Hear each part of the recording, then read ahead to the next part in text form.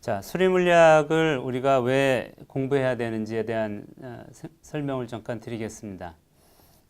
우리가 보는 그러니까 대부분의 계산 과학에서 다루는 것은 그것도 과학이기 때문에 사실 계산 과학은 그 실험과 이론 그리고 새로운 브랜치로 계산 과학에 대한 그 발전이 있었고요.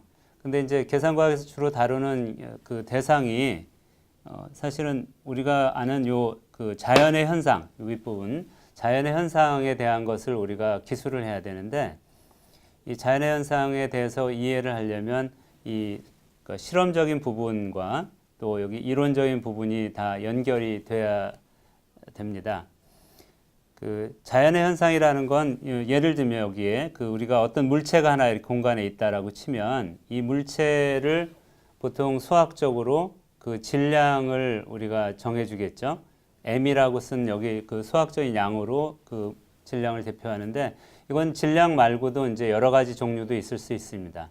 그러니까 일반적으로는 우리가 색깔도 얘기할 수 있고요. 그래서 뭐 가벼운 공이거나 무거운 공인데 우리가 가볍다 무겁다 하는 것은 숫자로 표현을 해서 10kg이다, 뭐 100kg이다 이런 물체를 얘기할 수 있는데, 그 10kg 또는 100kg의 질량을 얘기한 것은 m이라는 그 기호로, 수학적인 기호로 우리가 바꿔서 표현을 할 수 있고, 근데 이제 그거 외에도 이게 빨간 공이다, 뭐 파란 공이다 하면 그 색깔도 들어갈 수 있겠죠. 물론 그런 색깔을 우리가 다시 그 수학적인 표현으로 바꿔서 쓸 수도 있는데, 주로 이제 우리가 물리학적으로 그 자연에서 기술하려면 이 물체의 위치를 이렇게 화살표로 표시하는 이 위치를 우리가 수학적으로 표현할 때 그 필요한 양이 그 벡터라는 양입니다. 그래서 보통은 요 길이 자체의 양이 요 길이의 다시 말해 크기는 뭐 질량 m과 마찬가지로 10kg, 20kg 이런 식으로 10m, 20m라고 표현을 할 수 있는데, 그런데 그 길이는 그냥 방향이 없이 이 양만 얘기하기 때문에 우리가 이쪽에 있는 물체와 이쪽에 있는 물체를 구분하려면 그 방향을 정해줘야 되겠죠. 그 방향을 정해주는 거에 대표적인 개념이 그러니까 화살표로 우리가 표시를 하게 되는데, 그래서 우리가 벡터라는 양에는 요 위에 꼭지에 화살표를 붙이게 됩니다. 그리고 또 하나는 이제 이렇게 위치를 우리가 알았다고 하면 이 위치에 있는 물체가 어느 방향으로 이렇게 움직일 수 있겠죠.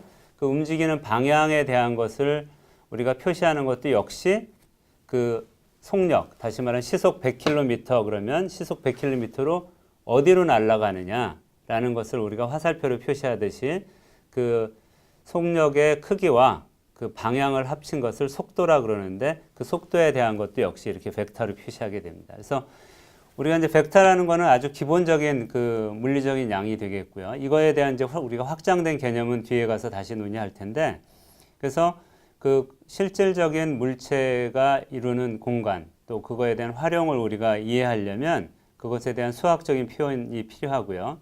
그래서 이렇게 구체적인 수학적인 표현을 이 왼편 밑에 쓴 것처럼 우리가 R 벡터 또는 V 벡터 또는 F 벡터를 우리가 표시할 수 있는데, 그 뉴턴 법칙이 예를 들면 힘을 나타내는 그 크기, 요 F에 대한 것을 우리가 m과 이 속도 위에 이렇게 점 2개 찍었는데, 그게 이제 그 가속도를 나타내게 됩니다. 근데 이 두 가지의 관계를 이어주는 걸 우리가 법칙이라고 그러고, 이 법칙을 표현하기 위해서는 수학적인 양을 나타내 줘야 되는데, 그래서 우리가 이 위치 벡터 R에 대한 것을 공간의 이 공간 좌표 x, y, g라는 세 개의 공간 좌표로 우리가 표현을 할 수 있고요.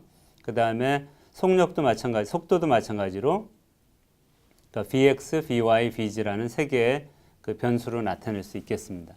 그래서 이제 이러한 것들을 우리가 그 표현하는 방법이 바로 이제 수리적인 양이 되겠고, 이런 수리적인 양, 벡터라는 표현량을 예를 들면 어떻게 우리가 그 계산과학에서 다룰 수 있는지도 한번 다시 생각을 해봐야 되겠습니다.